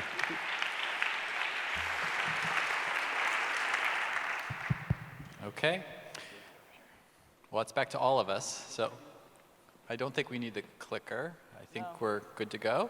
So what we're going to do now is give you a chance to ask questions, and we'll have a discussion. If you have a question, I'd ask that you would go to the microphone so that we can hear you. So here we go. Hi. Hey, there. Oh, yes. Yeah. So I have the same question as last year. OHBM wants to do more active learning, but the speaker guidelines also say that your presentation must be in PDF or PowerPoint. So last year, it wasn't that big of a problem. We could just plug in our computers. This year was a much bigger problem. So the question is, do you want PDFs or active learning? Is it? Oh, hey. So Andrew, we've been very, we've tried to listen carefully. So I don't know if y'all have seen Andrew's excellent deep learning course that he's offered. I believe this is the second year, or is it the third? The second year. The second year. And it's probably, I would say probably the archetype of active learning that we've had at this event. And it's something that we hope to point to as a pattern that we would like other educational events to follow. We've been struggling a bit in terms of our goals and people like you within our community who are pushing us to be more advanced in sort of the technologies that we enable or that we offer for our presentations and for education. And unfortunately, in general, sort of the conference world isn't necessarily up to the same technical standards. And so year to year, we have different challenges in terms of the types of technologies that are available to the speakers. And so I think that is probably where many of our issues came into this year. That being said, we've identified that as a priority, and going forward, it's going to be incorporated into both the selection process as well as the planning process for these events. So I think that my answer to your question is please keep doing what you're doing, and please just accept the fact that we're trying to keep up or catch up to these innovative technologies. Okay. Yes. I'll start with a comment and end with a question. My comment is that the very high cost of this conference, which is double or almost triple the cost of other comparable cognitive neuroscience conferences, I think negatively impacts many of us, or all of us, but especially early career researchers. And that's especially true once we paid a high cost to this conference and then have a poster presentation environment which is, quite frankly, miserable and not conducive, and also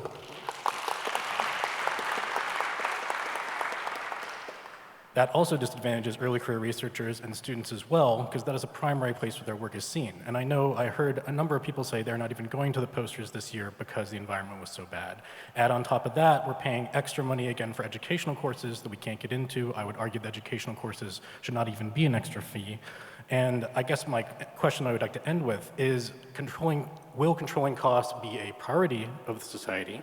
And is there an opportunity for more transparency to know where the money is being spent that we are paying, and if we can make some choices about whether we would like to pay for interactive learning techniques, or if we would like to pay for water and air conditioning and not having a parking garage be our poster venue?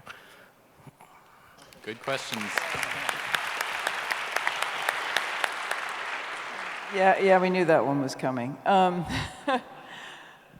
The question about the venue, I'll let the program chair discuss, but the price of the conference is a constant question.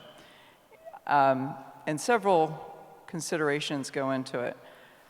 In previous years, we've actually put up a slide, I didn't put it up this year, looking at the price across the different categories, across the different years, and across the different locations. And it is always more expensive in Europe. It is less expensive in other parts of the world. So this year it is particularly high. There's a value-added tax from being in Europe, and that's not a metaphor. We actually do have to pay that. And I'd like to comment that there's no way to get that redeemed, and that's causing also Yeah, there is no way to get that redeemed. And that's causing problems as far as for- we've been able to find out, they basically, the rules are if you're a corporation, you can get it back, but if you're not, you can't. As far as we've been able to ascertain. And that's going to be an issue anywhere in Europe. It's not specific to Rome. We looked into that, and their rules, the statement was very bald. It said if you're a student, you can't get it back. Even if you're, they assume a student's not a taxpayer. All of our students are taxpayers in many countries, but that did not seem to be an option. So that is an issue, very definitely. That said, the council does try to take into account the different user groups, the different, groups of memberships, and we try to minimize the burden on the early career versus the more established career, so that if we have to raise the prices, which we generally do, we end up raising it more for the more expensive groups and trying to keep the postdocs and student fees as low as possible. Because we're very aware that we do want to facilitate people coming as much as possible, and that's why we try to facilitate the travel fees and things like that. Vis-a-vis transparency, happy to discuss it. Something I did I did mean to point out and didn't, though I did have it on the slide, is we are a nonprofit and our audits and financial reports are publicly available. And so people can definitely look at that to see what we do and how we do it. And I'd be happy to chat with folks about how the budget's laid out and what goes into it, because it is really eye-opening, but it would take an hour, and we're not going to do it here. But if there's a move towards that, we could certainly discuss it. I'll just comment on the program, the venue. So of course, we come a year or so in advance to check out the space, look at the layout, decide if poster session space will be sufficient. And at the time, we were going with numbers of thinking of a 3,000 attendance kind of conference as is typical in Europe. So as you can see, we exceeded our expectations by 1,000 or so. So unfortunately for us this year, it was too crowded, and that was the poster presenters suffered as a result. But I think in a way, it's kind of a good problem we have, that the society is growing at a faster pace than we anticipated for this year in particular, and hopefully we'll be more in a better position to anticipate that in the future. So this year it was a bit unfortunate. And also, if I could just add one more thing, as has probably come up a couple of times and you saw on the earlier screen, we are, when we host this event in Europe, we have, kind of two different conflicting things that happen. One of them is we have an increased accessibility to all of our memberships, right? It's easier for people to get here from Asia, we get a lot more people from Europe, and we still get the same amount of people from North America. Unfortunately, we don't have the same access to conference centers, and we have things like a VAT that we have to deal with when we deal with those. So, it's a constant thing that we're trying to balance between accessibility in terms of how much it costs, accessibility in terms of how far people have to travel, and accessibility in terms of other features that a city may offer that may make the students more able to come, like having a variety of different housing options available to them. I think that Rome has been an outstanding host of this event. I think they've done an outstanding job. And, a lot of these problems are things that we are definitely considering strongly and choosing the next future events and trying to reprioritize some of these things, as you mentioned, the air conditioning in the bottom. So point taken. Can I just interject something really quickly? First of all, I just want to start this out by saying no one I know works harder than the local organizing committee. I mean, they really work very hard. They did an amazing job in Florence. They made the best of what they could do now. But secondly, several years ago, I was on council, and the option of Rome came up. This venue right here was Plan B. The first plan was a venue that was a large conference center that wasn't built yet. And so we said, let's put it off for 5 years or so, and then we'll revisit it when the conference center is built. The conference center wasn't built. And this venue was decided against because it was, even with 3,000, it was too small. So we decided then to put it off. And so now this year, all of a sudden, Plan B is accepted. And the other conference center is not built yet, apparently. It's not ready. But the Plan B was finally just accepted as opposed to maybe putting it off a few more years, potentially. So I think it's important to realize that this has always been Plan B, this venue. And we just somehow settled on it this year. I don't know how that happened. I think it's important to be a little bit more transparent in the council in terms of how these decisions are made, and in fact, to prioritize size a lot more, at least in my opinion.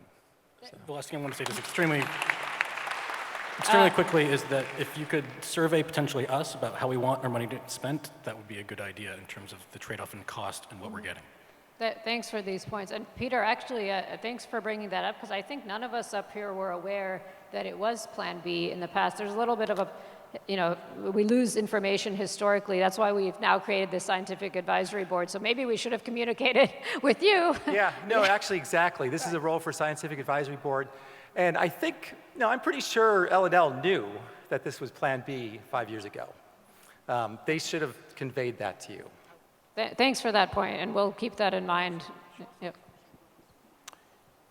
So I would like to further comment on the same thing, and I believe that when a venue is chosen or a city is chosen, that's the time when the venue has to be clear, and that's the time when the program committee, or maybe a new committee, because that's important, a new committee needs to make the trip and visit 4 years in advance, more or less in the same time, June, check the weather, the weather, how it influences the fact that there is air condition or there is no air condition, etc.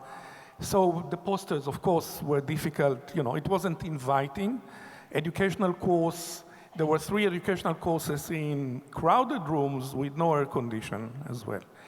I want to make 2 other comments, very briefly. In terms of scheduling of educational courses and symposia, what I recommend is that once the program committee selected symposia and educational courses, it gives 3 or 4 days to the chairs of educational courses and symposia to look at the list and recommend where there is overlapping interest. And every chair of educational course knows which other educational course he would go to if he could, and his speakers would go, etc., and the same for the symposium. So this usually runs okay, but from time to time there is a overlapping interest, and people need to jump from one room to the other, etc. So I'll stop here. Thank you very much. So I would like to address that. So we have 2 options when it comes to educational programming. One option is that when you enroll, you choose the course that you want to take, and you are only allowed to enroll and go to that course. That would solve probably the majority of your the complaints that we've heard, right? So scheduling wouldn't be problematic. We would know in advance exactly how many people we would assign to the room.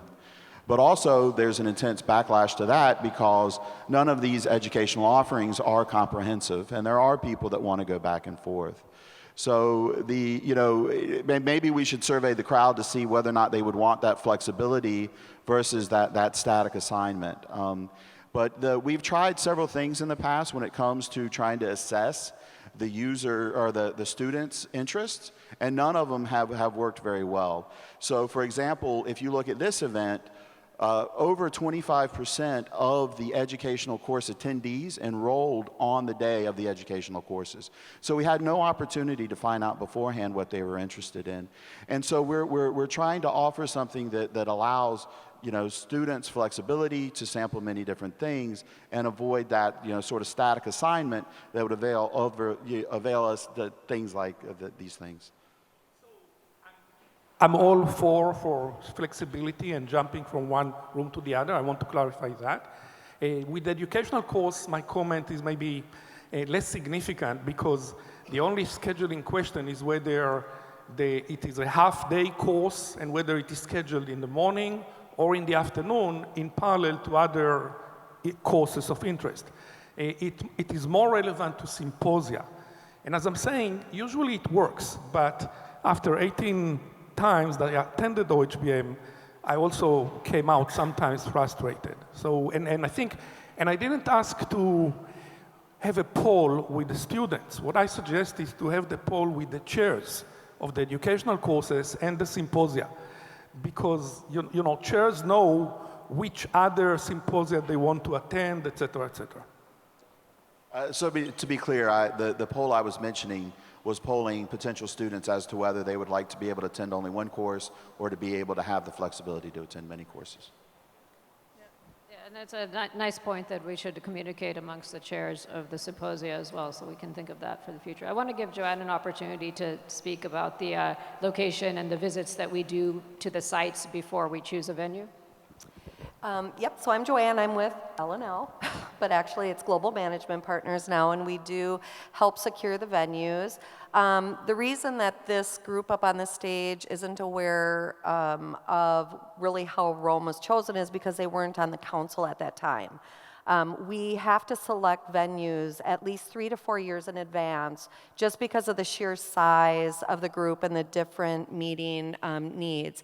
So as this meeting has evolved, there have been a lot more moving parts that have been added to the meeting that maybe weren't there when we secured the venue. If we didn't secure it that far in advance, we just wouldn't be able to do it. That said, for the Rome meeting specifically, the La Nuvola was what we were looking at the time for 2016. And about a year before, it was clear that it wasn't going to be completed.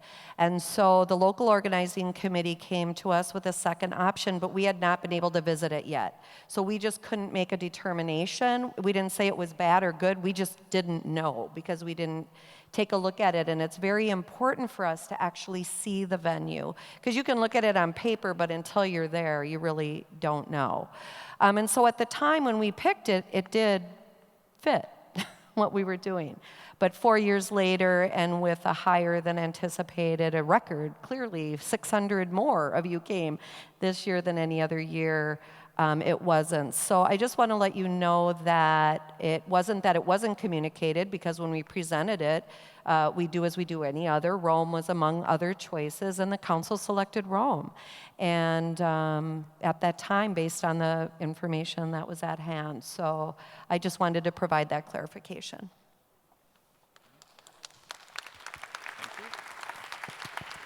And perhaps one of our local organizing committee can... Yeah, just very briefly in order to put everything in the right frame. La Nuvola wouldn't be enough for such number either. So apart the fact that the Nuvola is not ready yet, there are no places in Europe that could easily fit all the features that we look for. Being close to a city, being attractive, having an airport close. So it's a matter of finding a trade-off between different necessities. And when you, so far as I know, there are no specific site that could easily handle 4,100 people. But that's probably one of the aspects that's explain why the council chose Rome at that time. So obviously, if you look back at all different meetings that we've been having, we always try to get this trade-off, and there is no perfect location.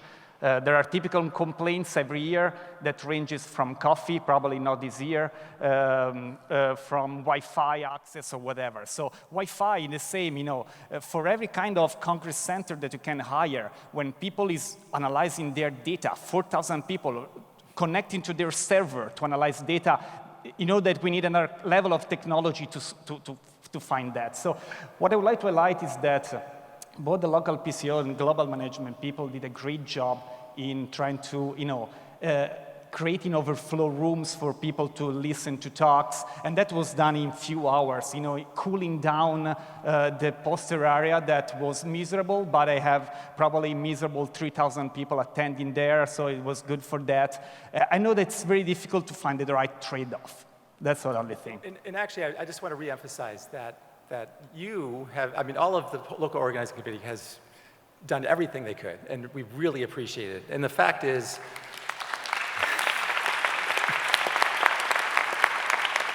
And the fact is, I mean, you know, several years ago, we all wanted to come to Rome. We all really wanted to come to Rome. And and I think that even though we didn't have time to see it, the general sentiment on the council was that, you know, it wasn't quite big enough, even though we hadn't actually, or they hadn't actually come out to visit it. But at the same time, you know, either way, I think all I'm trying to say, you know, what's done is done. In the future, we really need to consider size of the meeting, assuming it's going to be about 4,000, and try to put that up front, and then, you know, be able to pay for that. So related to that comment, how important is it that the location be someplace like Rome and that the location be near the city? We've had this conversation about how location helps draw people, both in terms of giving them accessibility, but also into making them want to come. And Rome is a great destination, and people want to come. There are options that are much bigger, and they may be in destinations that are less desirable. Also, there's issues, for example, we're no longer including the United States in our rotation for political reasons. So, based on the community, what do y'all feel about that? I mean, would you rather go to a place that's in the middle of, you know, nowhere or near the airport, far from the city, that can easily accommodate all of the posters, or would you like to be more closer to downtown in an area that is a very interesting place and has things like good food and those things that offers a more interesting environment? So those are the things that we're balancing, and I put it to you, what are y'all's priorities? So I know that Pradeep has been waiting. Would you want to go ahead and ask your question? Okay. So I was wondering if OHBM has a policy on speaker selection in terms of how values of keynote speaker align with the central values of the conference. And given open science is one of the core or active promotions we're trying to do, should we be giving platforms to people when we know they're not big champions of open science? Thank you. Yeah, I mean, I think that's a good point. That I don't think has been a primary point of consideration for selecting speakers. We've been very focused on diversity and gender balance more recently, but I think that's certainly a point that we should discuss and definitely take your point. So next, who's you? Okay, so over here. Yeah, I just wanted to comment on the poster printing service. I think it's a great idea to be able to print the poster when you come to the meeting and not have to lug it on the plane. However, the capacity clearly was not there. The site was down 2 days before the meeting even started. And then the thing that I really didn't find very acceptable is that they were willing to print your poster at the last minute, but the price suddenly went from 30 euros to 99. And I don't think that's really appropriate. I think that's, you know, sort of exploiting the students who are trying to get their stuff done. In our case, for instance, we refused to pay that. We went on Google Maps. We found a place 15 minutes away, printed 2 posters for 35 euros. So if we can do that, why isn't the society able to provide that service to its members?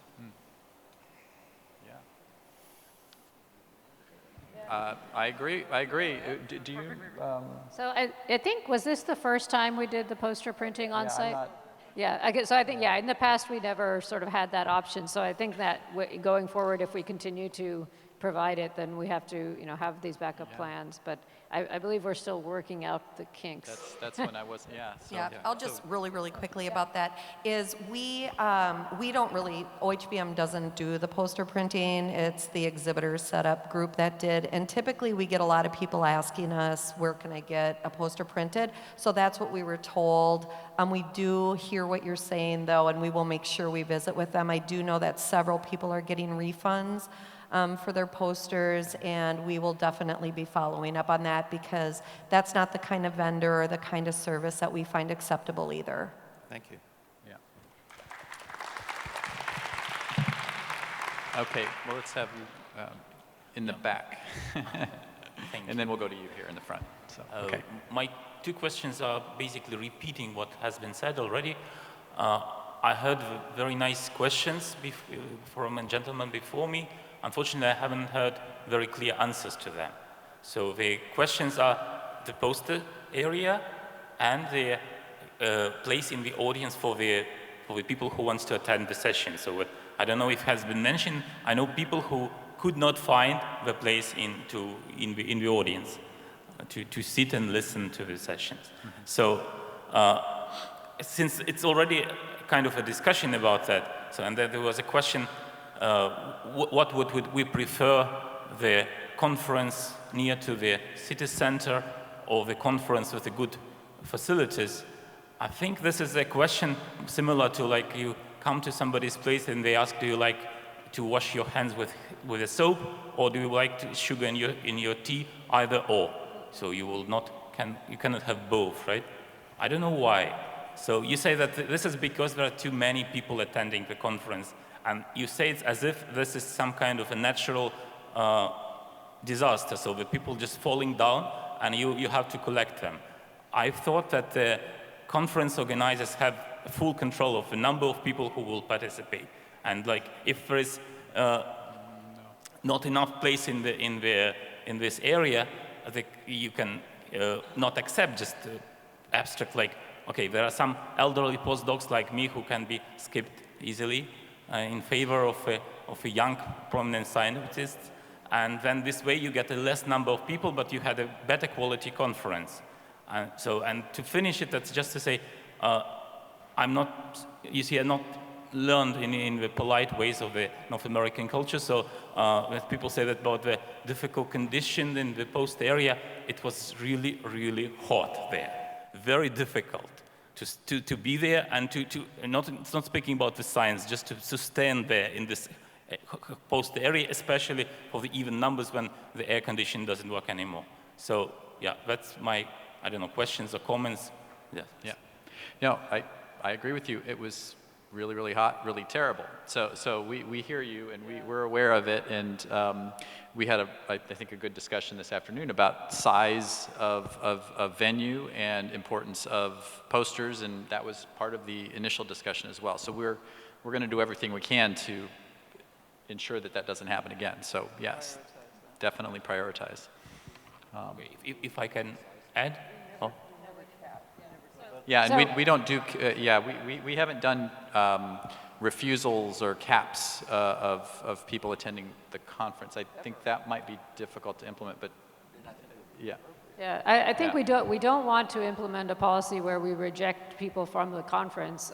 We do want to just plan ahead for the size that we anticipate. I think that now, knowing that we can get this many attendees, of course, this is going to change our planning for the future. But I don't think we ever want to reject members who want to attend the meeting. So we just have to plan ahead for this not to happen again.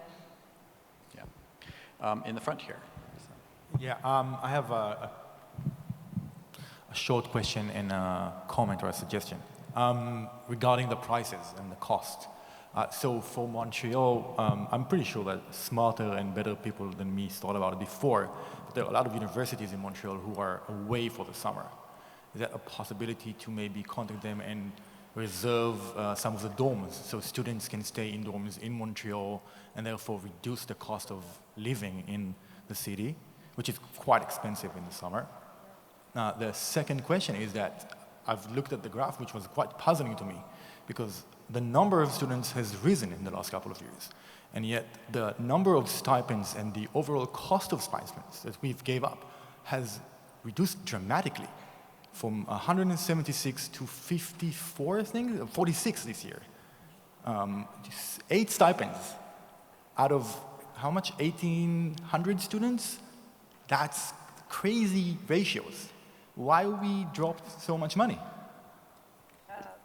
I think the numbers that I had were not up to date, so I apologize for that. They're not quite clear yet. But the stipends come from both the OHBM itself and from a grant that usually the National Science Foundation provides us with about $30,000 of money. So I've applied someone, it's a long story, but basically I have to apply for that grant every year, and I haven't heard back yet on the, the outcome, but they always approve it and we always get it. So the numbers there are not quite right, but we do basically, at least, I think maybe Joanne or someone can give the actual numbers of how many students we fund every year and whether that's changed from year to year, because I don't have it off the top of my head.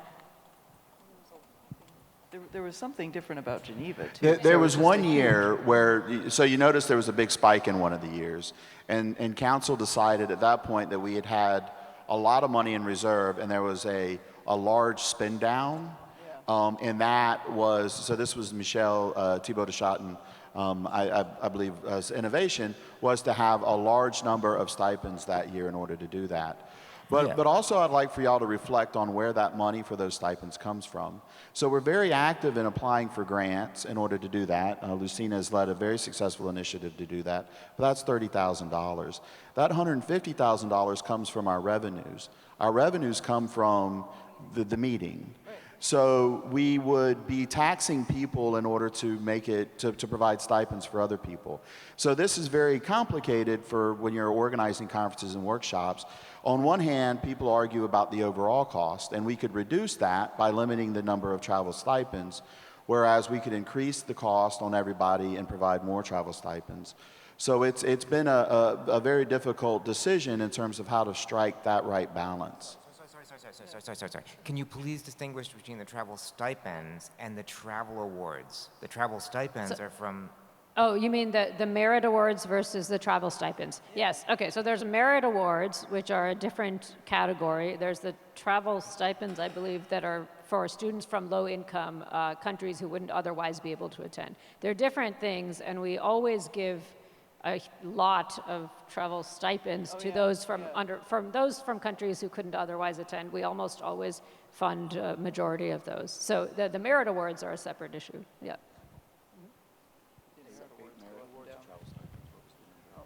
Let's go back here, and then we'll jump over. Hi, thank you so much. My name's Kirsty. I'm the chair of the Open Science Special Interest Group. I just wanted to thank Cameron for the shout-outs and just thank all of the SIG. They've done the most amazing work this year. We had 200 people come to the hackathon. It was super overwhelming. Thank you so much. Thank you for that. Thank you also for this opportunity. I feel like it must be really uncomfortable sitting up on those red chairs, and I really appreciate the fact that OHBM runs this. In particular, one of the points that was raised last year was about not going to Seoul, and I'm really, really delighted, and I'm speaking for Tonya White back here as well, that we are going to go to South Korea. Thank you very much for making that decision. Yes. And then finally, I want to give a huge shout out to the student postdoc SIG. I think they have done the most innovative stuff this year. I think the Me Too workshops are the greatest thing I've ever seen at any conference. And I think that the mentoring workshops, the career workshops, and the space to meet people and support each other is awesome. So thank you so much to them for doing that work. We just should have moved some of the posters into that space, probably, but anyway. So, yeah, no, okay. So over here on the right, yeah. Hi, My right. So my question is related to diversity and inclusivity and also transparency. And I first want to say, I know that OHBM is making a ton of efforts in those areas, as the last person just mentioned. So my question specifically relates to childcare. So I know that OHBM has been experimenting with different ways of assisting people with young children to attend the conference. So this year there was a grant-based program, and it was a fairly generous grant, but unfortunately all of the other attendees who I've spoken with who have had children were not awarded the grant, and neither was I. In my case, I don't really mind so much putting down, say, $700 for the week to cover a babysitter, because having a faculty position allows me to do that. But I also know that there were postdocs who were not able to receive the grant, and it might have been a fairly significant burden for them. So I just wanted to know if you would speak to how much money OHBM is willing to invest in assisting attendees with young children to attend the conference, and also how will decisions be made for future years about the form in which child care assistance takes? Yeah, thank you. I'm actually very encouraged to hear that question, because that is an initiative that I think the council and the society takes very seriously. This is only the second year, I believe, that we have offered that, and we're still working the details out, so your feedback is really helpful. Last year, well, actually, at least once or twice, we tried having, babysitters, and that didn't work out, and so we moved to the grant idea and tried to get the grants out to people. And last year, I think the first year that we had it, we set aside quite a lot of money because we really wanted to encourage people to bring their families, and nobody applied for it, probably due to lack of communication or something. This year, we actually had many more people apply than we could afford to support, than we had budgeted for, again, and we ended up actually giving away more than we had budgeted for in an attempt to try to get as many people with as many families as possible to be able to attend, with a focus and an emphasis on the younger families as opposed to the more established investigators. If you're saying that people don't know that they can apply for the grants, then that's a communication issue that we can certainly look into and try to make that make people more aware of it. But supporting the families and young investigators or older investigators with families trying to attend the conference is certainly an emphasis of the society. Would you be willing to share some details about how many attendees applied and approximately how many were awarded? Yep. I've got those. You put me on the spot. You got those? I've got those. So I've been looking into this. For Singapore, I think we had 5 applications. All were funded, but only one person turned in receipts afterwards. For this year, I think we had in the high 30s, something like 38 or 39 applications. Only about a third of those could be funded. We had a budget of, I think, $5,000 because nobody had done it in Singapore. So we had a fairly low budget. I'm hoping that next year we can do better, have a bigger budget, have more applications, fund them all, and I really want the word to get out on this. So if you have ideas for how to spread it, we've been putting it in the email blast, for the daily activities, everywhere we could think about it. If you have ideas of how to spread the word, please let me know. We'll do that. And go ahead and post about it on Twitter, Facebook, wherever you see it. The other thing that we did this year is there's also a bulletin board where you can either share tips for family travel or help to arrange childcare for each other.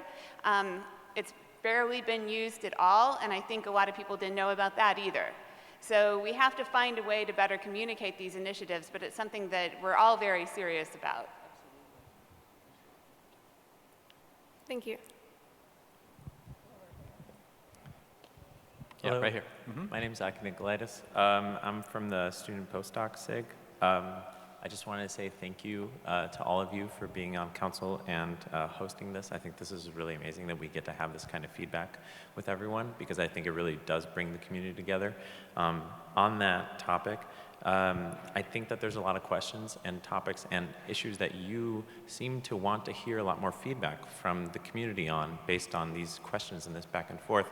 I'm wondering if you guys would be willing to send out some kind of Google form to the community and ask for feedback from all of us, not just the ones that are in this room, and get some hard numbers on a lot of how we feel about this. I think that I see a lot of questions about how we're spending our money and things like that. People have concerns and probably want to let more than just the people here want to let their voices be heard. So that's all I wanted to say. Yeah, that's great.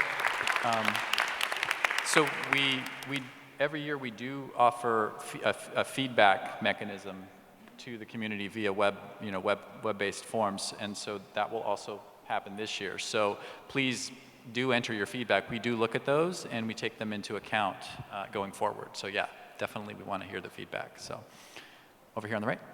Hi. I just wanted to celebrate the fact that we had so many fantastic female keynote speakers, council members, and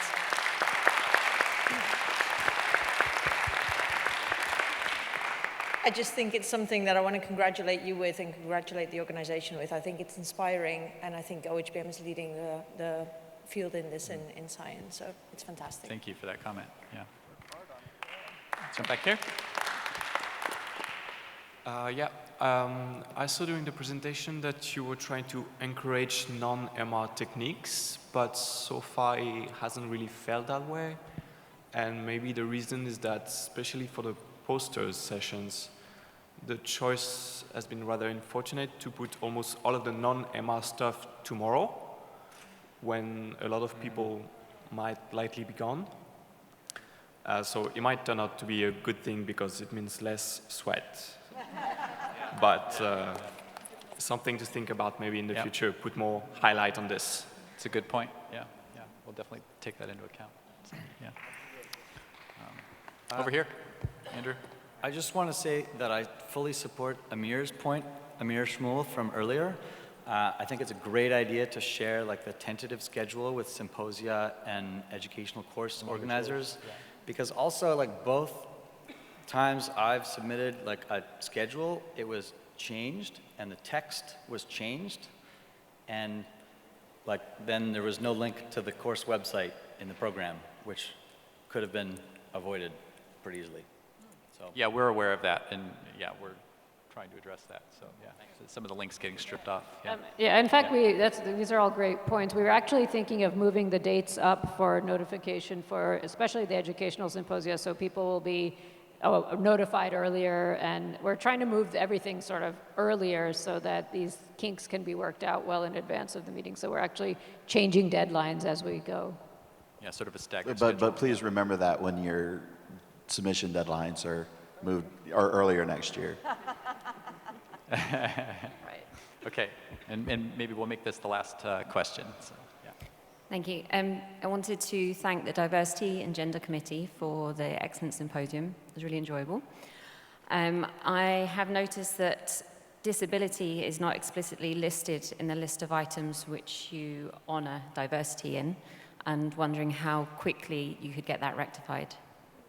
That's a good point. I thought it was in there. Is it not? I think it's further down, but in the list of we explicitly honour diversity in age, culture, ethnicity, gender, identity, expression, language, national origin, political beliefs, profession, race, religion, sexual orientation, socio-economic status, but not disability.